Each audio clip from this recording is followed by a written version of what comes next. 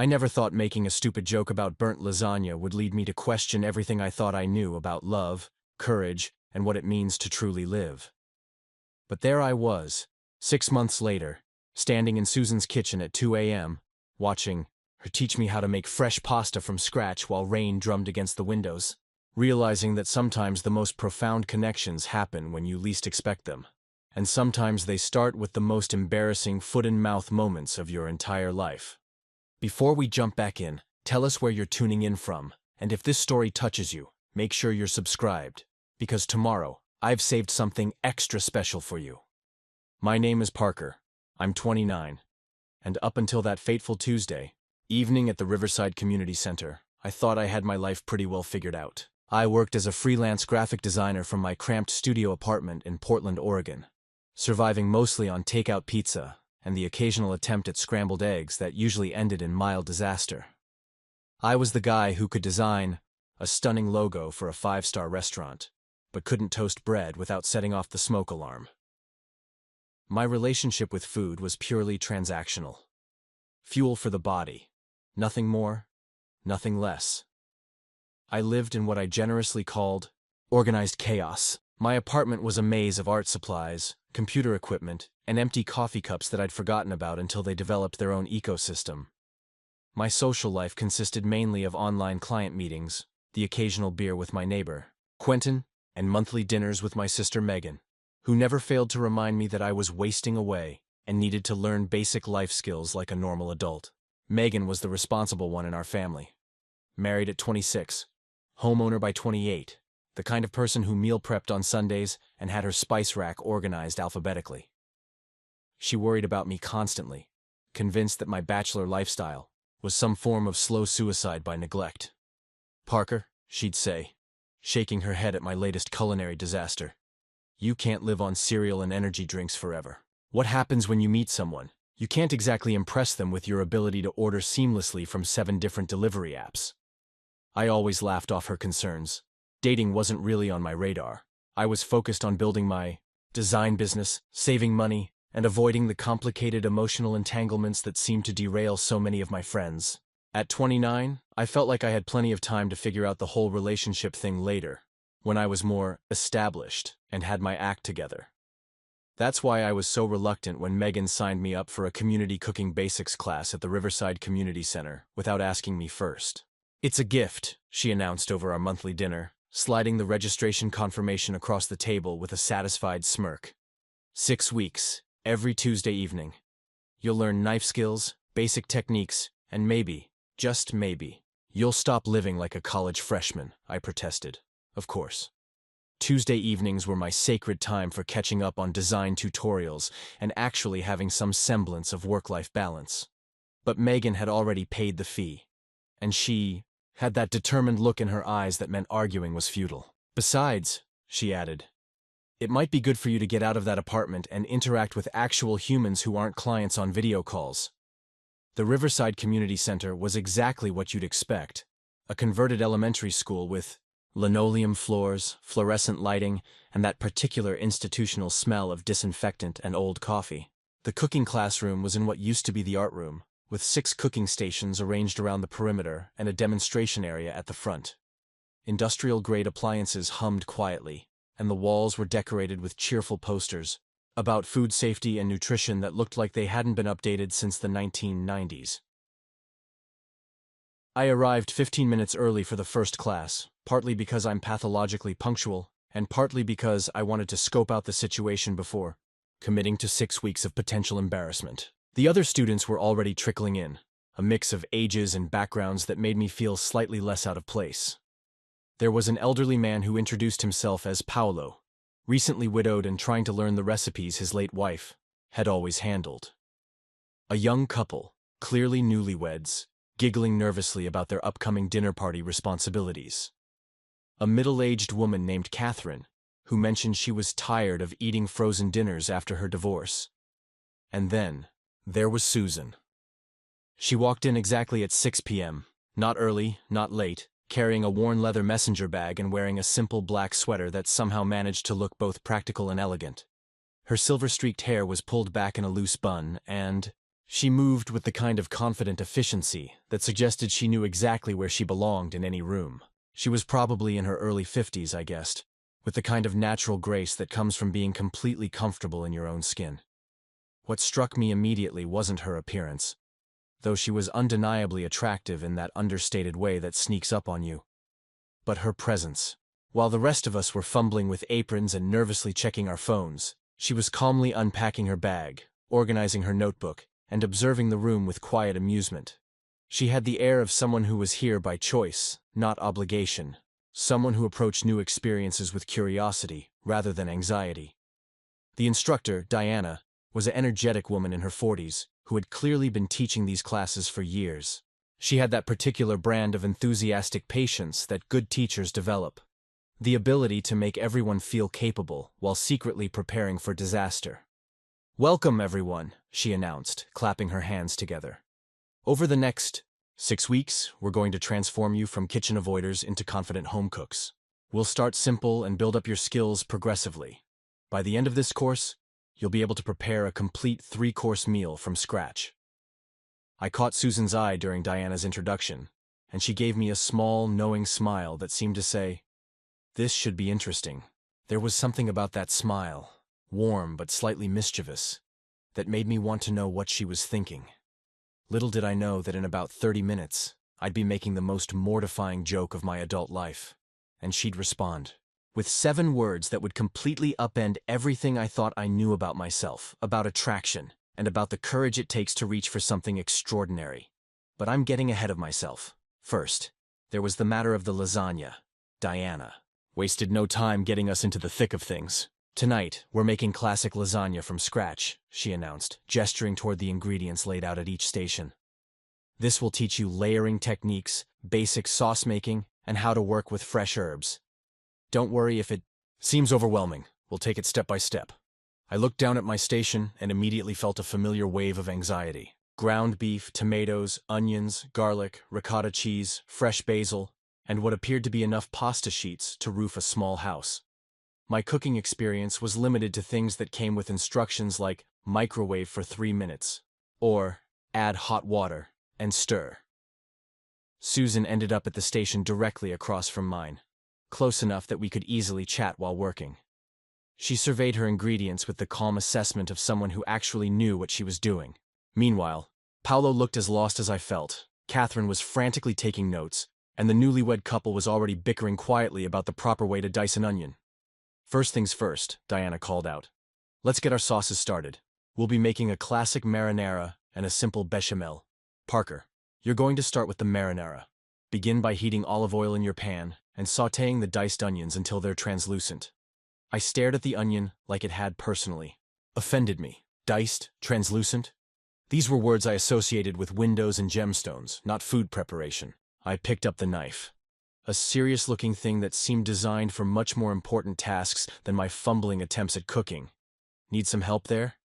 Susan's voice was gentle, amused, but not mocking. She had already efficiently chopped her onion into perfect uniform pieces and was now watching me hold my knife like it might explode. "I'm starting to think my sister set me up for public humiliation," I admitted, attempting to make my first cut. The onion immediately rolled away from the blade. Preparing and narrating this story took us a lot of time, so if you are enjoying it, subscribe to our channel. It means a lot to us. Now back to the story. I design restaurant logos for a living, but apparently that doesn't transfer to actual food skills. Susan laughed, a warm, genuine sound that made the fluorescent-lit classroom feel suddenly cozier. "Here, let me show you a trick." She came around to my station, standing close enough that I caught a hint of her perfume, something subtle and sophisticated that made me momentarily forget about the intimidating onion. "First, cut off the top and bottom," she said, demonstrating, with easy confidence. "Then peel away the outer layer. Now, make a few horizontal cuts, but don't go all the way through, see? Then vertical cuts, and finally, dice across. The onion basically cuts itself." She was right. Under her guidance, I managed to produce something that actually resembled the diced onions in cooking shows. "You're a natural teacher," I said, feeling ridiculously pleased with my minor victory.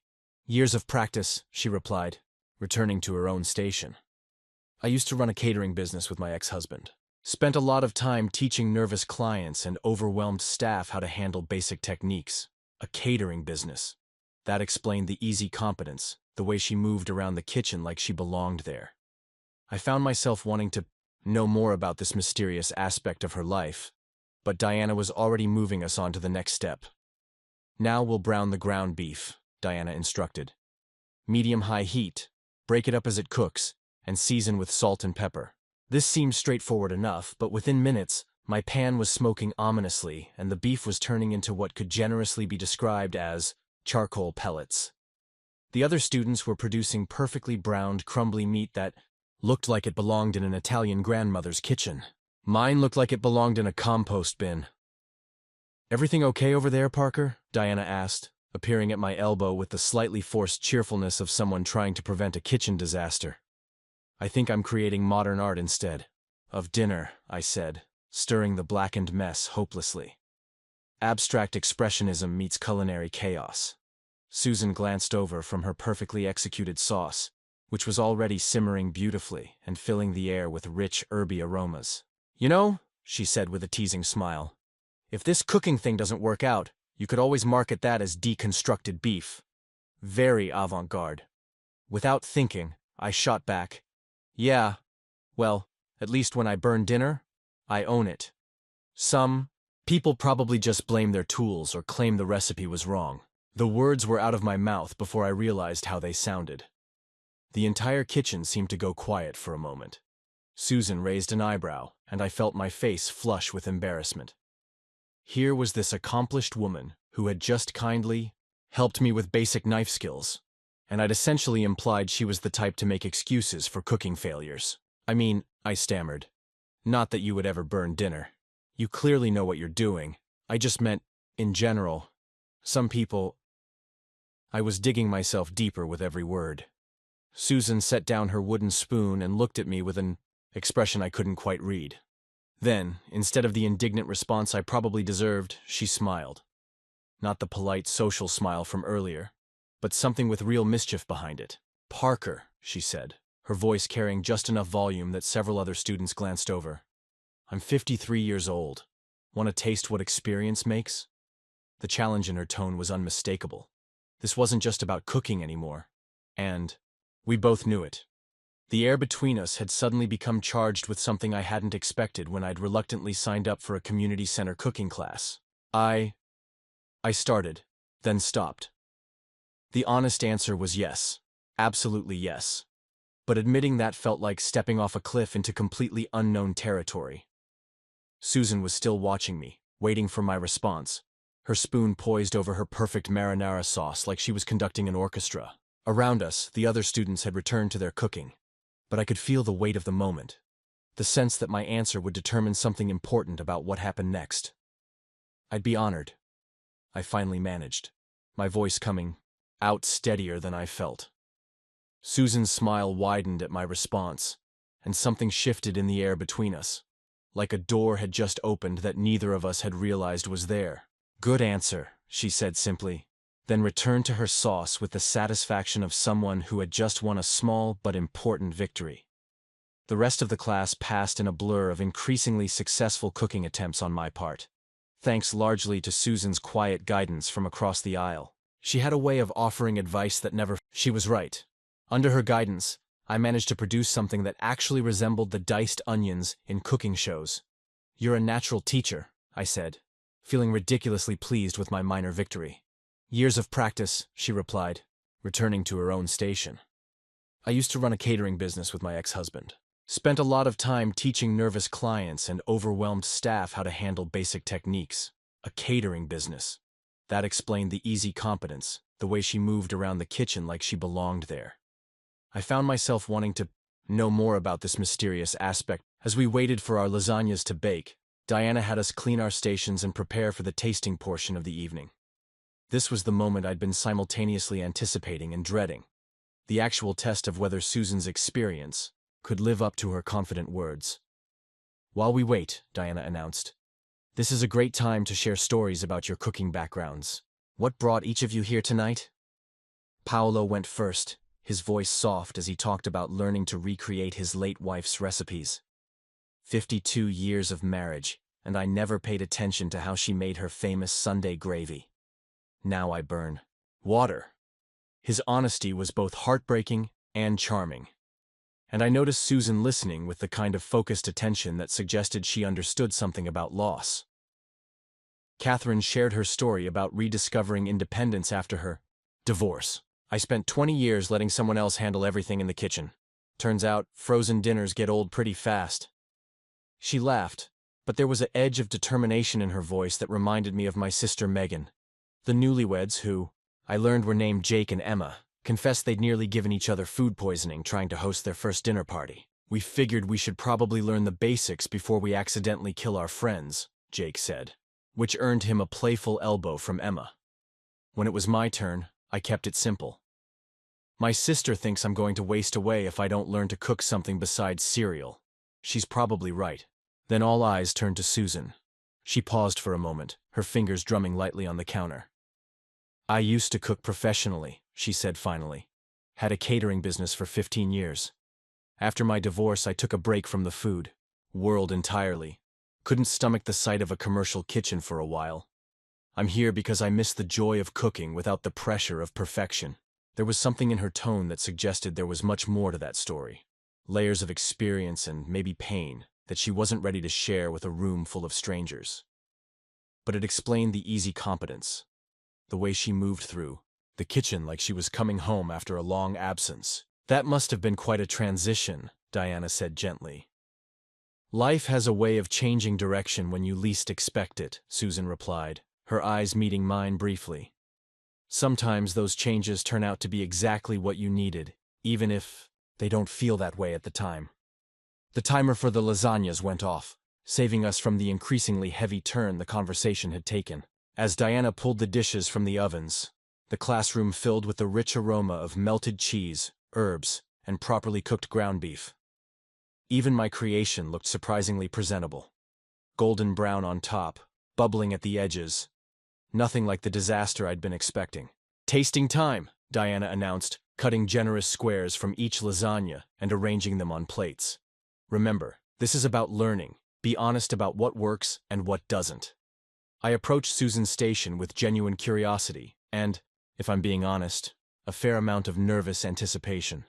Her lasagna looked like something from a cookbook, perfectly layered, with fresh basil leaves arranged artfully on top and a golden brown surface that spoke of years of experience. She handed me a fork and watched as I took my first bite. The flavors hit me in waves. The sweetness of the tomatoes balanced perfectly with herbs I couldn't identify. Cheese that actually tasted like cheese instead of the processed stuff I was used to, and a depth of flavor that I hadn't known was possible in something as simple as pasta and sauce. "Wow," I said, probably with more enthusiasm than was entirely dignified. This is incredible. What did you do differently?" "A few tricks," she said, looking pleased. "Fresh basil instead of dried. A splash of red wine in the sauce. And I grated the cheese myself instead of using the pre-shredded stuff. Plus, I've been making marinara sauce for about 30 years, so I know when it's ready." She moved to my station, and I held my breath as she took a bite of my admittedly amateur effort. I watched her face carefully, trying to read her expression as she chewed thoughtfully. "You know what?" she said finally. "For someone who burns toast, this is genuinely good. The seasoning is right, the pasta isn't overcooked, and you didn't oversauce it. I'm impressed."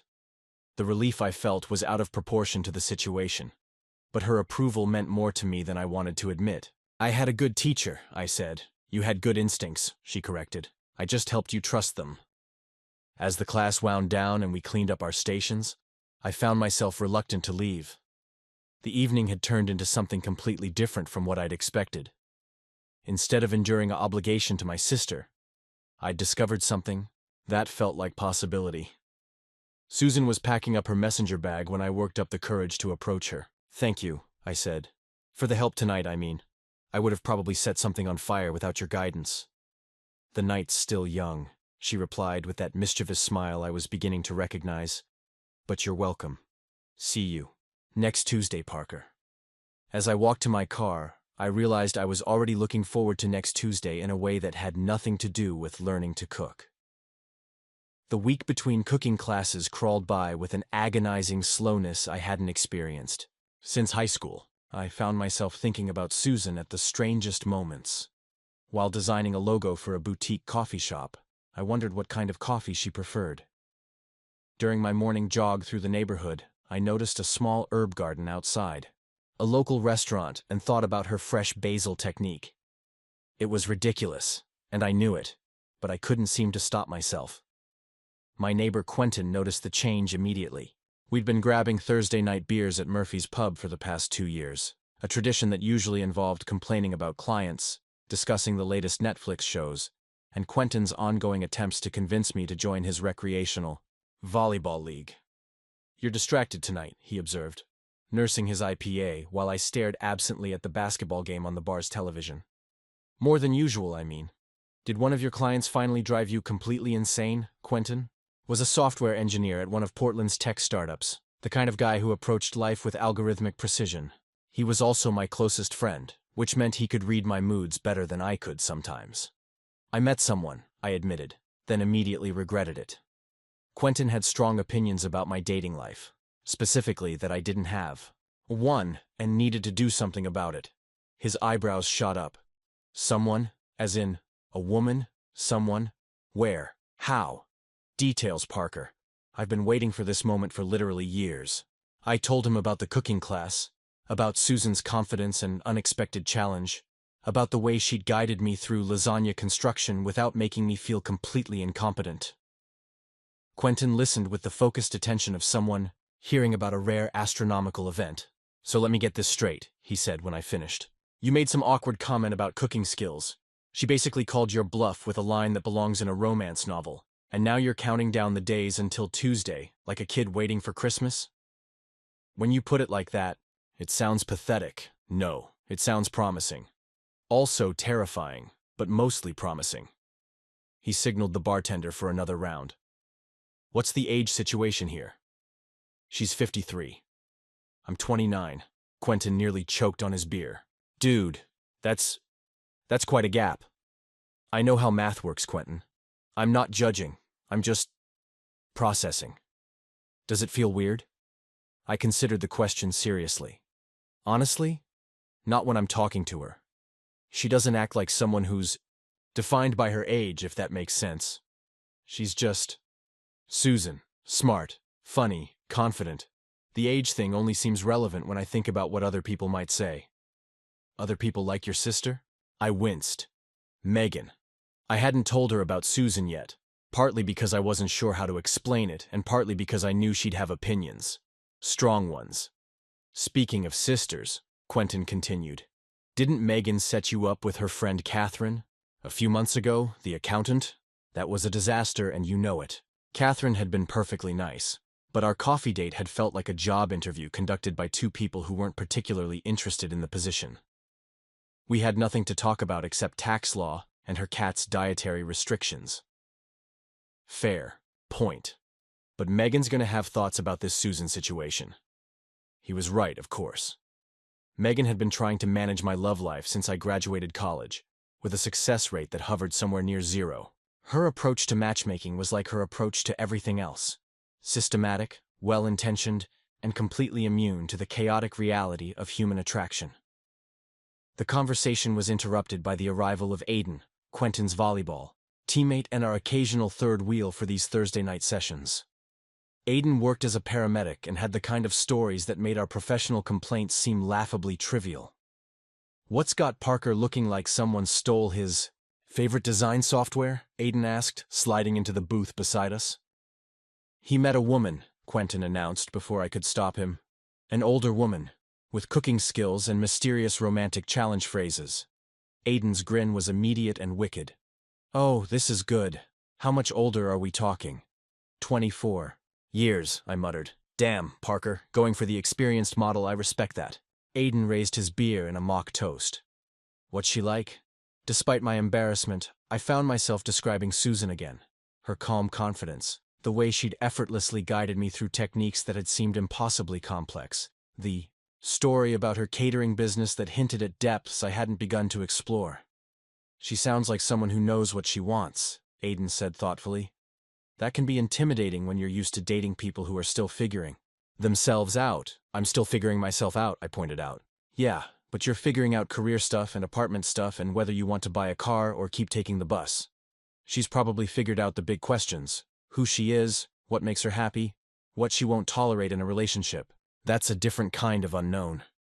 Aiden had a point. The women I dated in my 20s had been navigating the same basic life questions I was. Career uncertainty, financial instability, the general anxiety of not knowing if you were doing adulthood correctly. Susan seemed to exist in a different realm entirely, one where decisions were made with the confidence that comes from experience rather than the hope that comes from optimism. Plus, Quentin added, she's the one who escalated things with that taste what experience makes line. She's clearly interested. Or she was just being polite about my terrible cooking joke. Nobody responds to terrible jokes by issuing culinary challenges loaded with innuendo, Aiden said. Trust me, I've heard a lot of terrible jokes in my line of work. As the evening progressed, my friends moved on to other topics. Quentin's ongoing battle with his upstairs neighbor's music volume, Aiden's latest dating app disasters, the Blazers' chances this season. But I found my mind wandering back to Tuesday's class, to the anticipation of seeing Susan again, to the question of whether I was reading too much into what might have been nothing more than a friendly exchange between classmates. By the time I got home, I'd made a decision. Whether or not anything romantic developed with Susan, I was genuinely enjoying the cooking classes. For the first time in years, I was learning something completely outside my comfort zone, something that had nothing to do with screens or software, or client deadlines. And if that learning happened to involve spending time with an intriguing woman who made me feel more interesting than I actually was, well, that was just a bonus. Tuesday couldn't come soon enough. Tuesday arrived with the kind of anticipation that made me change my shirt 3 times before leaving for class. I told myself it was about wanting to look presentable for cooking. But the truth was, I wanted Susan to notice me, really notice me, in a way that had nothing to do with my culinary incompetence. I arrived at the community center early again, but this time, Susan was already there, sitting in the small lobby area with a paperback book and a cup of coffee from the vending machine. She looked up when I walked in, and her face brightened with what seemed like genuine pleasure.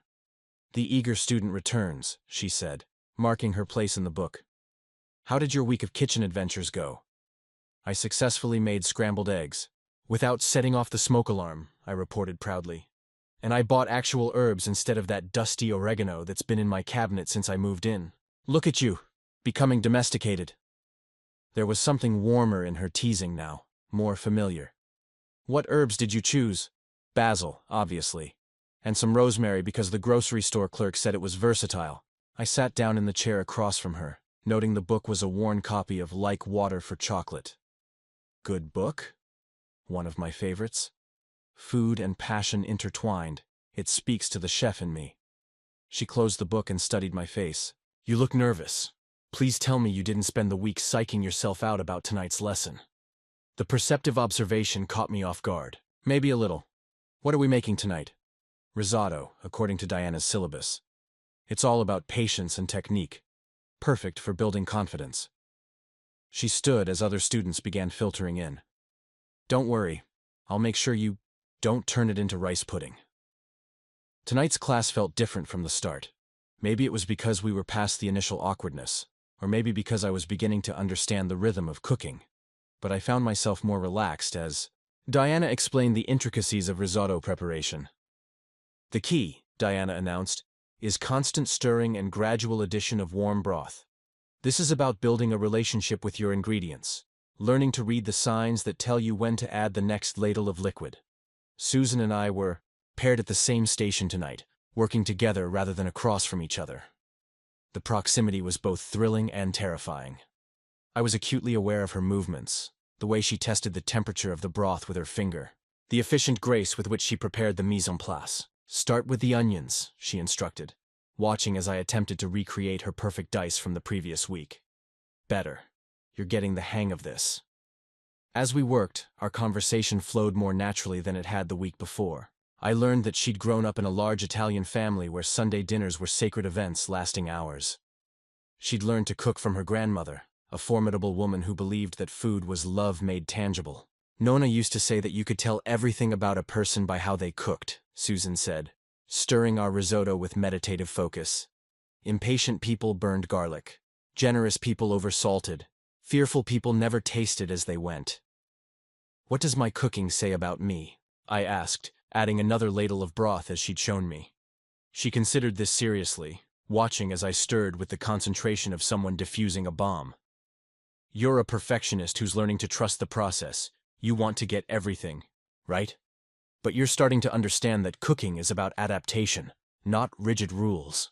Is that good or bad? It's human. She smiled, bumping my shoulder gently with hers. And it means you're learning. The casual physical contact sent an unexpected jolt through me. We were cooking together, moving in sync around the small station, and it felt remarkably intimate. When she reached across me to adjust the heat, her hand briefly covered mine on the spoon handle, and I forgot entirely what I was supposed to be doing. "Parker," she said softly, not moving her hand. "The risotto." "Right. The risotto," I resumed, stirring, hyper-aware of her presence beside me. "Tell me about your design work," she said, stepping back slightly. "What kind of projects do you enjoy most?" I found myself describing my favorite client, a small family restaurant that had hired me to redesign their entire brand identity. They wanted something that felt authentic but modern, traditional but fresh. It was challenging because they had such a strong sense of their own identity. "Like good cooking," Susan observed. "Honoring tradition while making it your own." Our risotto turned out beautifully, creamy but not mushy, with each grain of rice distinct yet cohesive. As we tasted our creation, Susan's eyes closed in apparent satisfaction. "This is restaurant quality," she said. "You should be proud." "We should be proud," I corrected. "I couldn't have done this without you." "Maybe not tonight," she agreed. "But you would have figured it out eventually." "You have good instincts, Parker. You just need to trust them more." As class ended and we cleaned our station, I realized I didn't want the evening to end. The thought of waiting another week to see Susan again felt almost unbearable. "Would you maybe want to grab coffee sometime?" I asked, the words tumbling out before I could second-guess myself. "Outside of class, I mean." Susan paused in her cleaning, and for a moment I thought I'd overstepped. Then she smiled. Not the polite social smile, but the warm, genuine one that made her eyes crinkle at the corners. "I'd like that," she said simply. "I'd like that very much." Our coffee date happened on a Saturday afternoon at Grind Coffee, a small independent shop in the Pearl District that Susan had suggested. I arrived 10 minutes early, which gave me just enough time to second-guess everything about the situation, before she walked through the door, wearing a soft green sweater and that confident smile I was becoming addicted to. "You look nervous," she observed, sliding into the seat across from me at a small corner table. "Please tell me you didn't spend the morning researching conversation topics." "Only for about an hour," I admitted, which made her laugh. That genuine, unguarded sound that seemed to make everything else fade into background noise. "Well, I'm impressed by your dedication to preparation. What topics made the final list?" "Travel, books, the weather if things got really desperate." I took a sip of my coffee, grateful to have something to do with my hands. "But I'm hoping we can just talk. Like normal people." "I have some bad news for you, Parker," Susan said, her eyes twinkling with mischief. "I haven't been normal people in quite some time." And so we talked. For 3 hours, we talked about everything and nothing, the conversation flowing with an ease that surprised me. Susan told me about her travels through Italy in her 20s, working in restaurant kitchens and learning regional cooking techniques from women who'd been making the same dishes for generations. I shared stories about my early attempts at freelance design, the disasters and small victories that had shaped my career. But as the afternoon wore on, our conversation drifted into deeper territory. Susan's divorce, she explained, had been the end of a 20-year marriage that had slowly strangled both of them with unspoken expectations and accumulated resentments. "We built this beautiful catering business together," she said, stirring her second latte absently. "Marcus handled the business side. I handled the creative and culinary aspects. On paper, we were the perfect partnership. In reality, we barely spoke to each other outside of work discussions. What happened? I asked gently. We forgot that we were supposed to be more than business partners. The romance got buried under invoices and event schedules and the constant pressure to succeed. By the end, we were like polite strangers sharing a house and a company logo. Her voice carried a sadness that spoke of genuine grief, not just disappointment. The divorce was actually a relief for both of us, but it meant dissolving the business too. I couldn't afford to buy out his half, and he wanted a clean break from the food industry entirely. So I lost my marriage and my career in one fell swoop. I felt a sudden protective anger toward this Marcus person I'd never met. That must have been devastating. It was. For about 2 years, I couldn't even cook for myself without feeling like a failure. I lived on takeout and frozen dinners like some kind of culinary exile. She smiled ruefully. My Italian grandmother would have disowned me if she'd been alive to see it. What changed? Time. Therapy. And eventually, the realization that I was letting my fear of failure prevent me from doing something I genuinely loved. The cooking class is part of my rehabilitation, learning to enjoy food again without the pressure of perfection or profit. I found myself sharing things I rarely talked about. My parents' messy divorce when I was in college, the way it had made me cautious about commitment, wary of the ways love could transform into obligation and resentment. I guess that's why I've been so focused on my career instead of relationships, I admitted. It felt safer to build something that was entirely my own. And now? Susan asked quietly. Now I'm sitting in a coffee shop with someone who makes me want to be braver than I actually am. The honesty of the statement surprised both of us. Susan reached across the table and covered my hand with hers, a gesture so natural and comforting that I wondered how I'd lived without it. You know what's funny? She said. When I saw you in that first cooking class, struggling with that onion like it was your mortal enemy, I thought you were adorable. But when you made that comment about cooking skills, when you got all flustered and defensive, I realized there was something underneath all that awkwardness, something real. What do you mean? Most men your age would have either gotten angry or tried to impress me with some story about their culinary expertise. You just stood there and took it, then asked to taste my cooking with genuine curiosity. That takes a kind of courage that's rarer than you might think. The weight of her words, the sincerity in her voice, made me feel like I was standing on the edge of something significant. Susan, I said carefully, I need you to know that this isn't just curiosity for me. The age difference, the fact that you're more experienced than anyone I've ever dated, that's intimidating, but it's not what matters. What does matter? The way you make me feel like I'm capable of more than I thought I was. The way you don't apologize for taking up space in the world. The way you laugh when I say something actually funny instead of just politely smiling. I paused, gathering courage. I like who I am when I'm with you. Susan's eyes softened, and I saw something vulnerable flicker across her face. Parker, I need you to understand something. I'm not looking for someone to rescue me or fix me. I've spent the last few years learning to be happy on my own.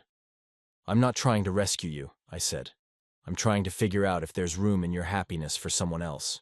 The complications started, as complications often do, with a well-meaning family member who had strong opinions about my life choices. Megan showed up at my apartment unannounced on Sunday morning, armed with bagels, coffee, and what I immediately recognized as her intervention face. We need to talk, she announced, pushing past me into my living room and setting the coffee on my cluttered desk. About this woman you've been seeing. I hadn't told Megan about Susan, but my sister had an uncanny ability to extract information from mutual acquaintances and piece together a complete picture of my life without my participation. In this case, I suspected Quentin had let something slip during one of their occasional encounters at the local farmer's market. Her name is Susan, I said carefully, accepting the coffee as a peace offering. And we've had exactly one official date. A 53-year-old woman, Parker, 24 years older than you. Megan settled onto my couch with the determined air of someone prepared for a long discussion. I'm trying to understand what you're thinking here. I'm thinking that she's smart, funny, and makes me feel more interesting than I actually am. Why does her age matter more than that? Megan sighed, the sound carrying all the frustration of an older sister who'd been worrying about me for 29 years. It's not just about age, it's about life stages. She's been married, divorced, probably thinking about retirement and grandchildren. You're just starting to figure out who you are as an adult. Maybe that's exactly what I need, I said, surprising myself with the firmness in my voice. Someone who knows who she is, who doesn't need me to be anything other than myself. But what about children? Marriage? All the normal relationship milestones? The questions hit harder than I'd expected, partly because I hadn't allowed myself to think that far ahead. Susan and I were still in the tentative early stages where every conversation felt like a small miracle, where the possibility of a future together seemed both thrilling and impossibly distant. We're not planning our wedding, Megan. We're getting to know each other. My sister's expression softened slightly. I just don't want to see you get hurt. Or hurt her, for that matter. She's been through a divorce, Parker. She might be looking for stability, security, things you're not ready to provide. The conversation was interrupted by my phone buzzing with a text from Susan herself. Farmer's market this morning, I promise. Not to judge your produce selection too harshly. I found myself smiling despite the tension in the room, and Megan noticed immediately. That's her, isn't it? She leaned forward, studying my face with the intensity of someone reading tea leaves. You light up when she texts you. She does that to me, I admitted. Makes everything seem more possible. Megan was quiet for a long moment, then sighed. Just be careful, okay? Both of you. At the farmer's market, Susan was examining tomatoes, with the focused attention of someone who understood the difference between good and exceptional produce. She wore jeans and a light blue sweater, her hair pulled back in a practical ponytail, and she looked completely at ease in a way that made me realize how often I felt out of place in my own life. Perfect timing, she said, looking up as I approached. I was about to buy enough vegetables to feed a small army. Want to help me narrow down my choices? We wandered through the market together, Susan introducing me to vendors she'd been buying from for years, explaining the subtle differences between varieties of apples I'd never heard of. It felt remarkably domestic, this shared navigation of something as simple as grocery shopping, and I found myself imagining what it would be like to do this every weekend. You're thinking very seriously about those carrots, Susan observed as we paused at a vendor selling root vegetables. I was actually thinking about how nice this is. I gestured vaguely at the space between us, the market bustling around us, the easy way we'd fallen into step together. Susan's smile was warm but tinged with something I couldn't quite identify. It is nice, almost suspiciously so. What do you mean? It's been my experience that when something feels this easy, this natural, it's usually because you're not seeing the whole picture yet. She selected a bunch of carrots and handed them to the vendor. Real relationships are messier than this, Parker. There are always complications. As if summoned by her words, a familiar voice called out from behind us. Susan? Susan Martinez? Is that really you? We turned to see a woman approaching with the determined stride of someone who had things to say and no intention of being deterred. She was around Susan's age, well-dressed in that effortlessly expensive way that suggested significant disposable income, and her smile had the sharp edge of someone who enjoyed being the bearer of interesting news. Rebecca, Susan said, and I caught the slight tension that crept into her voice. What a surprise. I thought that was you. You look... Rebecca's eyes swept over Susan, then landed on me with undisguised curiosity. You look wonderful. And who is this? This is Parker, Susan said simply, not offering any additional explanation. Parker, this is Rebecca. We used to know each other through the catering business. Rebecca's smile widened with obvious delight. Oh, how lovely. A new friend. You know, Susan, I was just talking to Marcus last week. He mentioned he'd tried reaching out to you about that property situation. Something about the old commercial kitchen space you two used to lease? I felt Susan tense beside me, saw her jaw tighten almost imperceptibly. That's all settled, she said firmly. Oh, good. You know how Marcus worries about loose ends. He's doing so well with the consulting business, by the way. Just got back from a conference in Napa. Still single, of course. You know how he is. About committing to anything that isn't work-related. Rebecca's laugh was bright and sharp. But enough about ancient history. Tell me about you, Parker. How did you and Susan meet? The question hung in the air like a challenge, and I realized this was exactly the kind of complication Susan had been talking about. We met at a cooking class, I said, stepping slightly closer to Susan in what I hoped was a gesture of support. I'm learning that there's a lot more to food than I thought. Rebecca's eyes sparkled with the kind of delight that comes from stumbling onto gossip gold. A cooking class, how wonderful. Susan was always such a gifted teacher. She practically trained half the catering staff in Portland back in the day. She turned back to Susan with renewed interest. Are you thinking about getting back into the business? I know several people who would be absolutely thrilled to have you back in the industry. I'm just taking a class for fun, Susan replied, her voice carefully neutral. Nothing professional. Oh, but surely you miss it. The creativity, the challenge, the satisfaction of creating something beautiful that brings people joy? Rebecca's tone was encouragement wrapped in interrogation. Marcus always said you were the real talent behind the business. The heart and soul of it. I felt Susan's discomfort radiating beside me like heat from a stove, but Rebecca seemed oblivious to the tension she was creating. Or perhaps she was fully aware and enjoying it. Well, Rebecca continued, checking her expensive watch, I should let you two get back to your shopping. But Susan, you should really think about what I said. There are opportunities out there for someone with your skills and reputation. Don't let the past hold you back from the future you deserve. She disappeared into the crowd with the same determined stride she'd arrived with, leaving Susan and me standing among the vegetables in awkward silence. I'm sorry about that, Susan said finally, her voice tight. Rebecca has always had a talent for saying exactly the wrong thing at exactly the wrong time. What was she talking about? About Marcus trying to reach out? Susan picked up a bunch of carrots and examined them with unnecessary attention. It's nothing. Just some paperwork related to the business dissolution. Legal loose ends that should have been tied up years ago, but I could tell there was more to it than that. The way she tensed when Rebecca mentioned Marcus, the careful neutrality in her voice when she talked about the catering business. These weren't the reactions of someone dealing with simple paperwork. The rest of our market visit felt strained, the easy intimacy of the morning replaced by an undercurrent of worry that neither of us wanted to acknowledge. Susan bought her vegetables with distracted efficiency, and I found myself second-guessing every comment, wondering if I was pushing too hard by asking about her obvious discomfort. The week that followed brought its own complications. On Tuesday evening, as Susan and I worked together preparing chicken marsala in cooking class, Diana made an announcement that changed everything. I have some exciting news, she said, clapping her hands to get the class's attention.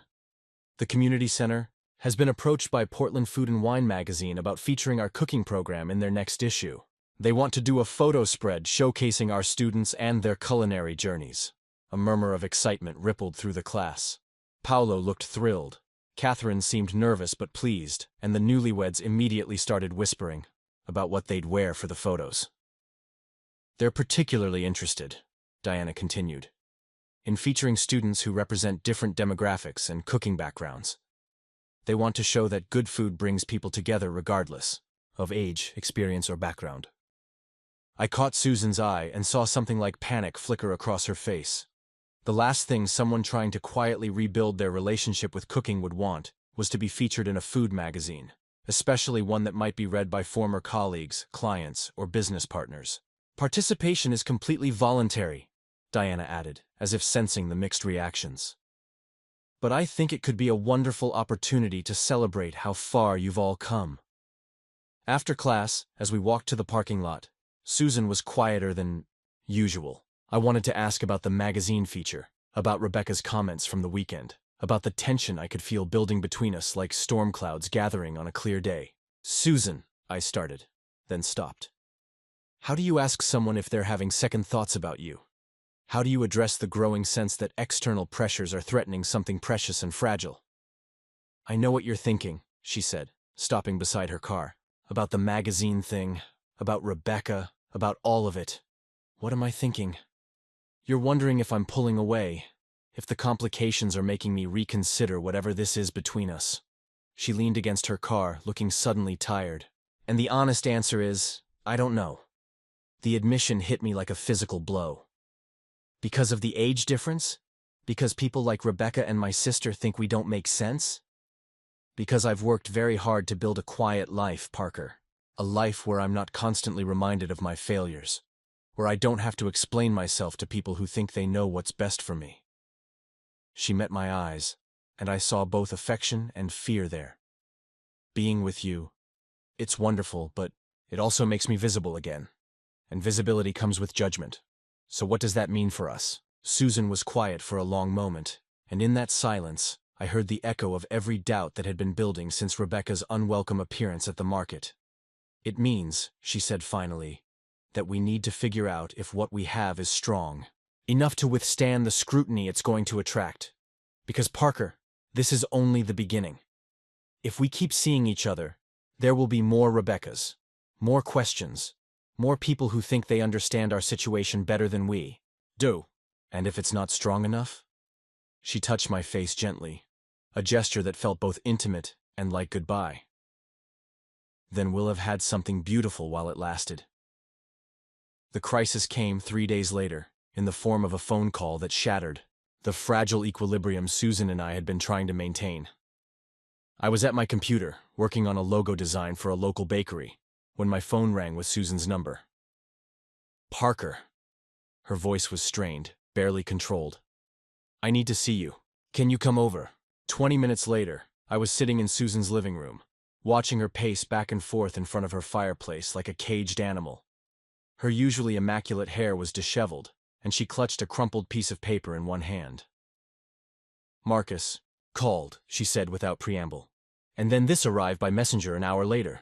She handed me the paper, legal documents with enough official letterhead and formal language to make my stomach drop. I scanned the document, trying to make sense of the legal terminology.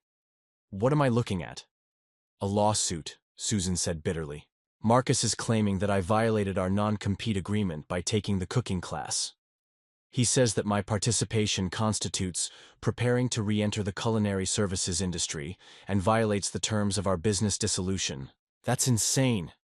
You're taking a community center cooking class, not opening a restaurant. The non-compete was broadly written.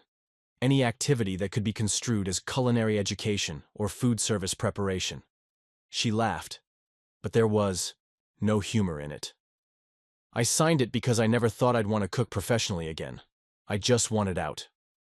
I set the papers down, my mind racing. What does he really want?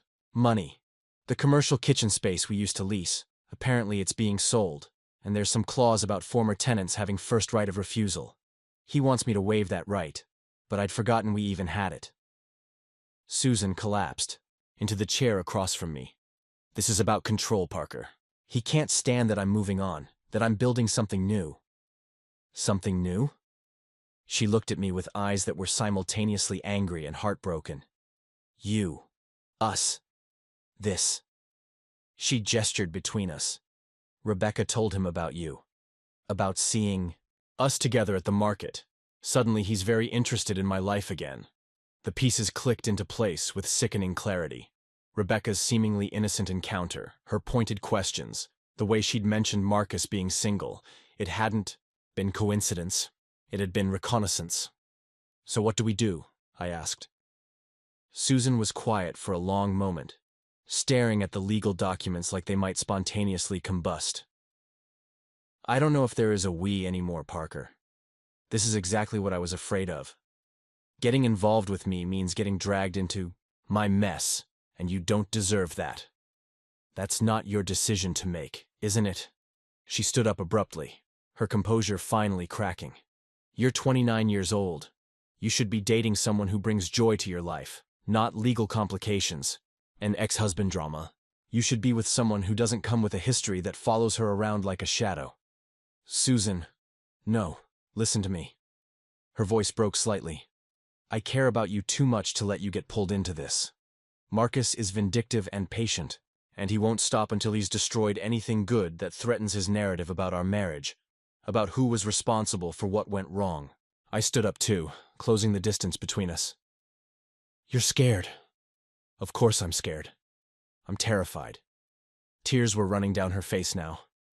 I'm scared that I'm selfish for wanting this with you.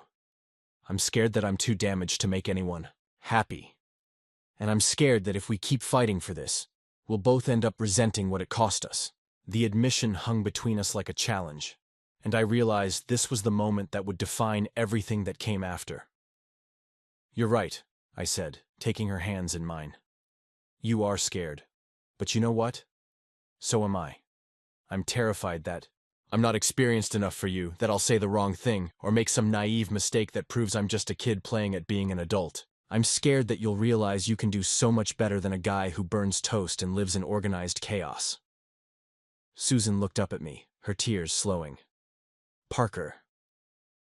"But here's what I've figured out in the past few weeks," I continued, my voice gaining strength. "Fear isn't a reason to walk away from something good. It's information. It tells us what matters, what's worth protecting, what we can't bear to lose." I wiped a tear from her cheek with my thumb. "And I can't bear to lose this. I can't bear to lose you. You don't understand what you're getting into. Marcus won't just go away. He's a bully," I interrupted. "A man who can't stand that his ex-wife is moving on and being happy without him. I've dealt with bullies before, Susan. In school, in business, in life. They feed on fear and isolation. They lose their power when people stand together." Susan pulled back slightly, studying my face. "You sound so certain." "I am certain. About you. About us. About the fact that whatever Marcus throws at us, we can handle it together." I picked up the legal papers from the coffee table. "Have you called a lawyer yet? I can't afford—" "We'll figure it out. Quentin's sister is a lawyer, deals with business disputes. She'll at least give us a consultation." I sat back down beside her. "Susan, this isn't about the non-compete or the kitchen space or any of that legal nonsense. This is about Marcus, trying to control you through fear, and the only way he wins is if we let him." For the first time since I'd arrived, something shifted in Susan's expression. The defeated look began to fade, replaced by a spark of the fierce woman who challenged me to taste what experience makes. "You know what's funny?" she said, a small smile beginning to form. "When I was married to Marcus, I used to dream about having someone in my corner. Someone who would fight for me, fight with me, instead of just telling me what I should or shouldn't do." "You have that now," I said simply. "You have me. Even if it gets messy, even if there are more legal bills and complicated conversations, and people like Rebecca making snide comments, especially then." I pulled her closer.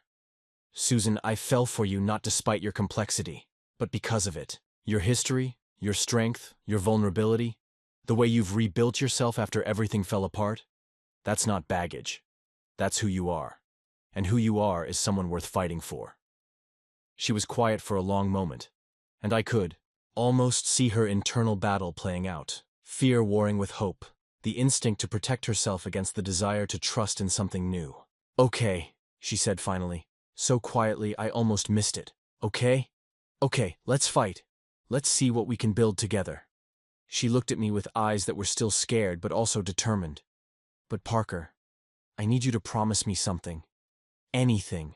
If this gets too hard, if it starts to damage other parts of your life, you'll tell me. You won't just suffer in silence out of some misguided sense of chivalry." I kissed her then, soft and sure. "Deal. But the same goes for you. We're in this together now. No more trying to protect me from your life." "Together," she repeated, like she was testing how the word felt. I liked the sound of that. The next morning, we were sitting in the law office of Rachel Brennan, Quentin's sister and a business litigation attorney who specialized in exactly the kind of vindictive nonsense Marcus was pulling. Rachel was sharp, direct, and had the kind of no-nonsense attitude that made me understand why Quentin always said she'd terrified his childhood bullies into submission. "This is harassment disguised as a legal dispute," Rachel said after reviewing the documents. "The non-compete clause is overly broad and probably unenforceable, especially since it's been 3 years since the business dissolution. Taking a community cooking class doesn't constitute preparation to compete." Susan leaned forward in her chair. "So what are our options?" "We fight back. Hard." Rachel spread the papers across her desk. "We file a motion to dismiss based on the frivolous nature of the claim, and we countersue for harassment and attorney's fees. Men like Marcus count on their ex-wives being too tired or too broke to fight. When someone pushes back with real legal firepower, they usually fold. I squeezed Susan's hand. How much is this going to cost? My consultation fee today, plus a reasonable retainer. But here's the thing. If we win the countersuit, which we will, Marcus pays our legal fees. He's essentially funding his own defeat. Rachel smiled grimly. I love cases like this. Over the following week, Susan and I developed a new rhythm. She'd come to my apartment after work, and we'd cook dinner together while discussing the legal strategy. It was domestic in a way that felt both natural and revolutionary. Two people building something together while actively fighting to protect it. You know what's strange? Susan said one evening as we prepared a simple pasta dish. Cooking with you feels completely different from cooking professionally. There's no pressure, no timeline, no need for perfection. Is that good or bad? It's revelatory. She handed me a wooden spoon to taste the sauce. I'd forgotten that food could be about joy instead of stress. That's what Marcus took from me. Not just the business, but the pleasure in the work itself. The breakthrough came on Thursday, when Rachel called with news that Marcus had withdrawn the lawsuit entirely. His attorney basically told him he was going to lose spectacularly and end up paying our fees, she reported with obvious satisfaction. He's also agreed to finalize the kitchen space paperwork and leave you alone going forward. That evening, Susan and I celebrated at the cooking class with risotto that actually turned out perfectly. Diana, unaware of the legal drama that had been unfolding, complimented us on how well we worked together as a team. You two have really found your rhythm, she observed as we plated our creation. There's something different about cooking with someone you trust completely. Later, as we cleaned our station, Susan turned to me with an expression I'd never seen before. Peaceful but determined, settled but excited. Parker, she said quietly, I want to tell you something. What? I think I'm ready to stop being afraid. Not of Marcus, not of what people think, not of getting hurt again. She met my eyes. I'm ready to see what we can build when we're not just surviving the complications, but actually living despite them. What does that mean, practically speaking? She smiled, and it was the smile of someone who had just figured out something important. It means I want to cook with you, really cook. Not just heating up pasta sauce, but planning meals, experimenting with recipes, maybe even entertaining friends. She paused. It means I want to let myself be happy. And I want to be happy with you. 6 months later, I stood in Susan's kitchen, our kitchen now, watching her teach Megan how to make fresh pasta, while Quentin and Aiden argued good-naturedly about the proper way to open wine. The house smelled like garlic, herbs, and the kind of warmth that comes from people who genuinely enjoy being together. The key, Susan was explaining to my sister, is not to overwork the dough. You want it smooth but not tough. She demonstrated the technique with the patient confidence I'd fallen in love with in that first cooking class. Megan, who had been skeptical about Susan right up until she'd tasted her homemade focaccia, nodded earnestly. I think I'm finally understanding why Parker was willing to fight for this, she'd whispered to me earlier. She's not just cooking for us. She's nurturing us. The legal battle with Marcus had ended with a whimper rather than a bang. Rachel had been right about bullies folding when confronted. More importantly, it had taught Susan and me that we could weather external storms without losing what mattered between us. You two look disgustingly happy, Aiden observed, raising his wine glass in our direction. It's almost offensive to us single people. Just wait until you taste what experience makes, I replied, echoing that first challenge that had started everything. Susan caught my eye across the kitchen and smiled.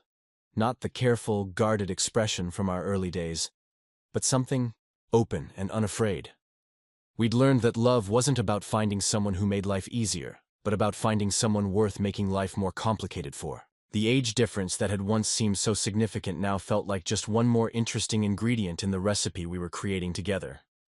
After our guests left, Susan and I cleaned the kitchen side by side, moving in the synchronized rhythm of two people who had learned to trust each other completely. No regrets? I asked, hanging up the dish towel. Only one, she said, pulling me close. I regret waiting so long to let myself be this happy. Sometimes the best things in life really do start with the most embarrassing jokes. Up next, you've got 2 more standout stories right on your screen. If this one hit the mark, you won't want to pass these up. Just click and check them out. And don't forget to subscribe and turn on the notification bell so you don't miss any upload from us.